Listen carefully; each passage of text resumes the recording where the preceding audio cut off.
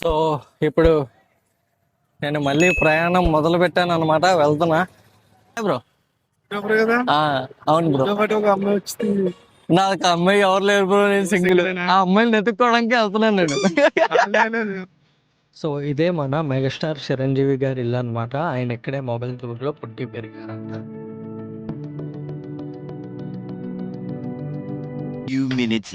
మనకి కృష్ణరాజు గారి ఇల్లు చూపించడానికి తీసుకెళ్తారు. అంటే ప్రభాస్ అన్న వాళ్ళ ఇల్లు అనమాట. డబల్ స్టార్ కృష్ణరాజు గారి ఇల్లు. ఇక్కడ ఫస్ట్ ఫోటో ఫ్రేమ్ లో ఉన్నది ప్రభాస్ అన్న వాళ్ళ తాతయ్య గారు అన్నమాట. నేను ఇప్పుడు మొగల్తూరులో ఏదో టిఫిన్ సెంటర్ కి వచ్చాను. టిఫిన్ సెంటర్ పేరు నాకు తెలీదు. ఫస్ట్ టైం లారీ ఎక్కుతాను రా నేను.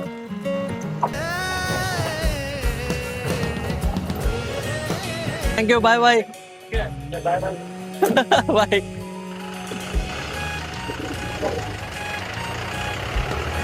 Bye bye. అయ్యా, చివరికి మనం సాధించాము.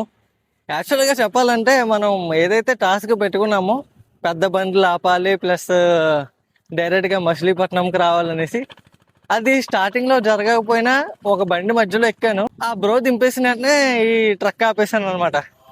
వరుసగా నాకు కొంచెం లిఫ్ట్ ఇవ్వండి. మీరు ఎక్కడ ఊరికి వెళ్తారు? ఓకే, మచిలీపట్నం సెంటర్ కదా. నేను బ్రోని అడిగాను అనమాట, అసలు ఏం ఫేమస్ అన్న మచిలీపట్నంలో అది ఇది అంటే, ఇక్కడ చాలా పెద్ద హిస్టరీ ఉంది మచిలీపట్నంకి. ఇంకా దారిలో నీకు డచ్ వాళ్ళ బరియల్ గ్రౌండ్ ఉంటుంది, అక్కడ తీసుకెళ్తాను చూడు అని చెప్పి ఇక్కడ తీసుకొచ్చాడు అనమాట. మచిలీపట్నంలో డచ్ వాళ్ళ సమాధులు ఎందుకు ఉన్నాయని అనుకుంటున్నారా? నాకు కూడా అదే డౌట్ వచ్చింది. అయితే డచ్ వాళ్ళు మొట్టమొదటిగా 1602లో మచిలీపట్నంకి వ్యాపారం చేసుకోవడానికి రావడం జరిగిందంట. అప్పట్లో మచిలీపట్నం ప్రపంచంలో ఒక మేజర్ ట్రేడింగ్ హబ్. ప్రతి దేశం నుంచి వ్యాపారులు ఇక్కడికి వచ్చేవారు అంట. ఇక్కడ నుంచి muslin, cotton, kalamkari, clothes and spices అవన్నీ ఎక్స్పోర్ట్ చేసేవారంట. మచిలీపట్నంకి ఒకప్పుడు మాసూలీపట్నం అని పిలిచేవారంట. సో ఈ సమాధులు ఏంటంటే అప్పట్లో పెద్ద పెద్ద పొజిషన్స్లో ఉన్న వాళ్ళ సమాధులు అనమాట. ఎక్కువసేపు నేను ఉండాలనుకోవట్లేదు. గట్టి గట్టి నా స్టే ఎక్కడో ఎటో నాకు తెలీదు. ఆ చెట్టు కింద క్యాంపింగ్ టెంట్ వేసుకుంటే భలే ఉంటుంది. ఇంకా అద్దరిపోతుంది. ఇప్పుడు వెళ్ళిపోవాలి. అన్నకి వెయిట్ చేపిస్తే బాగోదు. ఇదేనండి డచ్ బరియల్ గ్రౌండ్ అంట.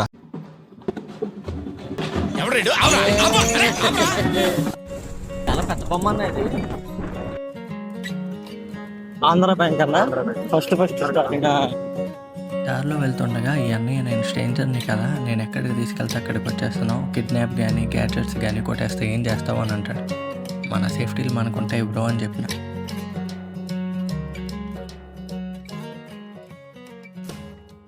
బంద్. అరే తాళం వేస్తారా? సరే అన్న. సో బ్రోకి డ్యూటీ టైం అయిపోయిందంట, అందుకని చెప్పి నాకు ఇక్కడ బందర్ ఫోర్ట్ దగ్గర దింపేసి వెళ్ళిపోయాడు. బ్యాగ్ ఏదైతే నాది ఉందో ఒక షాప్ దగ్గర ఇచ్చేసాను అనమాట. ఎందుకంటే అది క్యారీ చేయలేకపోతున్నాను, నడుము నొప్పి వచ్చేస్తుంది. సో ఇప్పుడు నేను ప్రెసెంట్ ఎక్కడ ఉన్నానంటే బందర్ ఫోర్ట్ ముందు ఉన్నాను అనమాట. మ్యాటర్ ఏంటంటే ఇక్కడ లాక్ వేస్తుంది అనమాట. వెళ్దాం అనుకుంటే పెద్ద బిస్కెట్ అయింది. సో మన తాతయ్య ఇక్కడ హిస్టరీ చెప్తున్నారు అనమాట. అక్కడ గేమ్స్ ఆడేవారు అది ఇది అని చెప్తున్నారు. గన్, పిస్తోల్స్ అవన్నీ అక్కడ దాసేవారు. అదే దాసేవారు అంటే అక్కడ పెట్టుకునేవారు అనేసి అంటున్నారు అనమాట. అరే ఓపెన్ చేసి ఉంటే బాగుందని అబ్బా, లోనికి వెళ్ళి మంచిగా వీడియో తీద్దును. సో ఈ కోటని డచ్ వాళ్ళు కట్టారంట. దాని తర్వాత ఫ్రెంచ్ వాళ్ళు వచ్చి ఈ కోటని నియంత్రణలోకి తీసుకున్నారంట. దాని తర్వాత మళ్ళీ British east India company French వాళ్ళ నుండి స్వాధీనం చేసుకుంది. తాతయ్య పేరు ఏంటని అడిగితే పేరుకి ఏముందిలే అన్నాడు. అక్కడ వెళ్ళి చూద్దాం రండి అంటే చూసేది ఏముందిలే అన్నాడు. తాతయ్య నేను వెళ్తున్నాను, ఇంకా వెళ్ళిపోతున్నాను. బాయ్ తాతయ్య. ఇప్పుడు ఆ బ్రో దింపేశాక ఎలాగెళ్ళాలరా బాబు అని అనుకున్నాను. మన తంబి కలిసాడు. తంబి హాయ్ హాయ్ అంట. ఏంట్రా సైలెన్స్? బండి అయిపోయింది ఏంటి? పెట్రోల్ అయిపోయిందా? ఉందా? సరే, నువ్వు ఎక్కడ ఊరికి వెళ్తా అక్కడ ఊరికి దింపు. అక్కడ నుంచి నేను ఏదోలాగా వెళ్తా. నీకు ఏదైనా తెలుసా హిస్టరీ ఏంటి? బందర్ ఫోర్ట్ గురించి చెప్పు. Okay okay. బోట్లు వేటకి వెళ్తాయి మాత్రం. ఓకే. మొత్తం ఇక్కడే ఉంటాయి.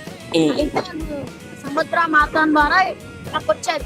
ఎవరో బ్రిటిష్ వాళ్ళు. బ్రిటిష్ వాళ్ళు ఓకే. ఫస్ట్ డచ్ వాళ్ళు వచ్చారంట తెలియదు. ఆ, తర్వాత బ్రిటిష్ వాళ్ళు వ్యాపారం చేస్తారు. ఓకే. చిన్న చిన్న వ్యాపారం చేస్తారు. ఓకే. అలా మన వాళ్ళు ఉండే ఒకేసారి టైంతో పాటు వచ్చి సెట్ అయిపోయారు.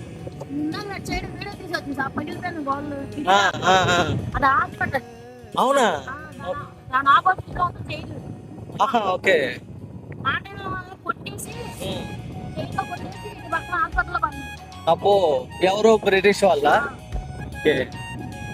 ఎవరిని కొట్టేవారు? మన ఇండియన్ మన ఇండియన్స్. యాక్చువల్ గా చెప్పాలంటే నాకన్నా వీడికి ఎక్కువ నాలెడ్జ్ ఉంది.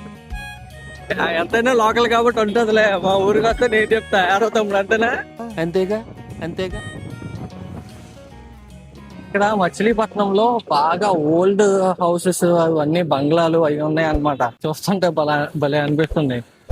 అంటే యాక్చువల్ గా కూలిపోయే స్టేజ్ లో ఉన్నాయి, కానీ ఇంకా దాంట్లో నివసిస్తున్నారు అన్నమాట. చాలా ఉన్నాయి. పెద్ద హిస్టరీ ఉంటుంది మచిలీపట్నంకి, తెలుసుకోవాలి. కానీ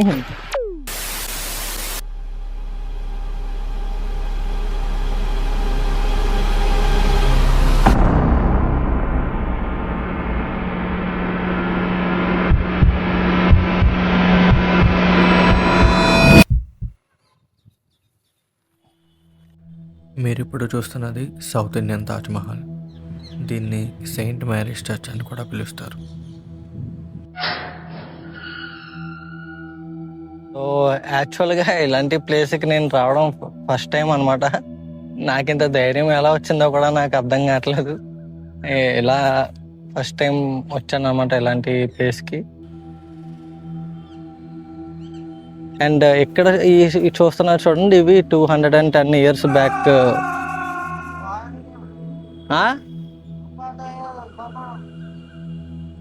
అమ్మాయి పెట్టాడ్రా బాబు. ఏంటది?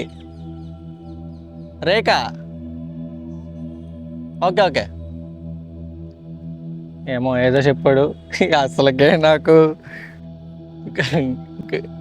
ఏమంటారు, గులాబ్ జామున్ గలగలాడుతున్నాయి అంటే మనోడు ఏదో భయపెట్టాడు. సర్లే, ఇదంతా పక్కన పెడితే ఇదిగోండి, ఇది 210 years బ్యాక్ కట్టిన సమాధులు అనమాట. అంటే బ్రిటిష్ వాళ్ళది. ఈ చర్చ్ కూడా 210 years బ్యాక్ చర్చ్ ఇది. ఇదంతా అసలు సమాధుల మధ్యలో చర్చ్ ఎందుకు ఉంది అని అనుకుంటున్నారా? ఇప్పుడు మీకు దీని స్టోరీ చెప్తాను, వినండి. కెప్టెన్ విలియం రాబిన్సన్ అనే ఒక ఆఫీసర్ బందర్ కోటలో సర్వీస్ చేసేవాడంట. అతనికి ఒక అందమైన కుమార్తె ఉంది. ఆమె పేరే అరబెల్లా రాబిన్సన్. అరబెల్లా రాబిన్సన్ని చూడగానే ఒక army officer major John Peter ప్రేమలో పడతాడనమాట. Arabella Catholic and major John Peter Protestant, అందుకని వాళ్ళ ప్రేమను అంగీకరించలేదంట. And also major John Peter already married అంట. కెప్టెన్ విలియం రాబిన్సన్ అండ్ అప్పట్లో చర్చికి సంబంధించిన వాళ్ళు వాళ్ళ ప్రేమను ఒప్పుకోకపోవడం వల్ల వీళ్ళిద్దరు పారిపోయి పెళ్లి చేసుకుంటారు. సో ఇక్కడ మీరు చూసుకుంటే ఇది 1812లో బిల్డ్ చేశారంట. అక్కడ డేట్ ఉంది చూడండి. ఈ లాన్ ఎలా ఉందో నాకు తెలీదు. లాన్కి వెళ్ళొచ్చో లేదో. లాన్ ఎలా ఉందండి? ఖాళీగా ఉందా? అండ్ అన్ఫార్చునేట్లీ అరబెల్లాకి మలేరియా వచ్చి 4 years తర్వాత చనిపోయిందంట. Roman Catholic church and Anglican church వాళ్ళిద్దరూ పర్మిషన్ ఇవ్వలేదంట ఆమె ఫ్యూనరల్కి. సో మేజర్ జాన్ పీటర్కి వేరే ఆప్షన్ లేక 6.5 acres తీసుకుని అక్కడ బరీ చేశారంట. అరబెల్లా అంటే అతనికి చాలా ఇష్టం కాబట్టి ఆమెను ఎప్పుడు కావాలంటే అప్పుడు చూసే విధంగా భద్రపరిచారంట.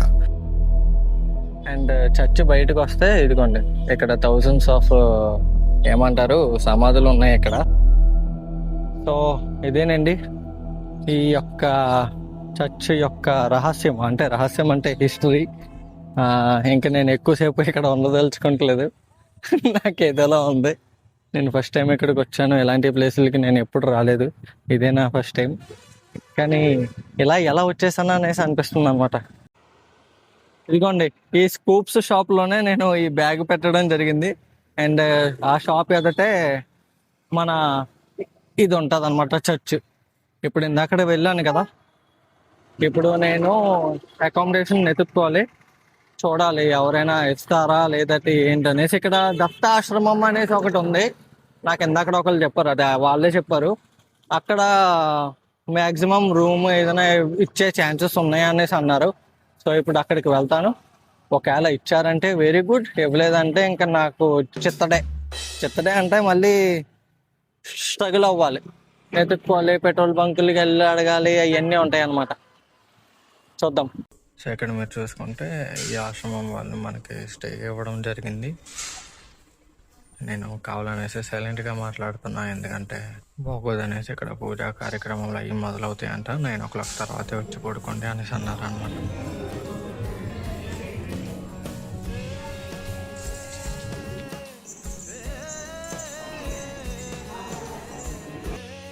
ఇదే మన బెడ్ స్పేస్ ఈ రోజుకి. అండ్ ఇది ఒక పెద్ద హాల్ లాగా ఉంది యాక్చువల్గా. ఇక్కడ గుడ్లు ఉన్నాయి, బాబాయ్ వాచ్మెన్ ఇక్కడ అంతే. అండ్ ఇది నా ప్రసాదం అనమాట. ఇప్పుడు మన డిన్నర్ ఇది తీసుకుని మంచిగా పడుకుని పోతాను. సో ఈ వ్లాగ్ సమాప్తం. I hope you like this video and by by. చీకట్లో ఈ లప్పంగాడు ఏం చేస్తున్నాడు అని అనుకుంటున్నారా? బట్టలు ఉతుక్కుంటున్నాను బాబాయ్. ట్రావెలింగ్ అంటే అంత ఈజీ కాదు బ్రో. అండ్ అసలుకే హిచ్ హైకింగు దోల తిరిగిపోద్ది అనుకో. బాబాయ్ సరదాగా లైక్ కొట్టిపోవచ్చు కదా, కొట్టేసావా? సరే మరి అయితే ఉంటా మరి. Bye bye.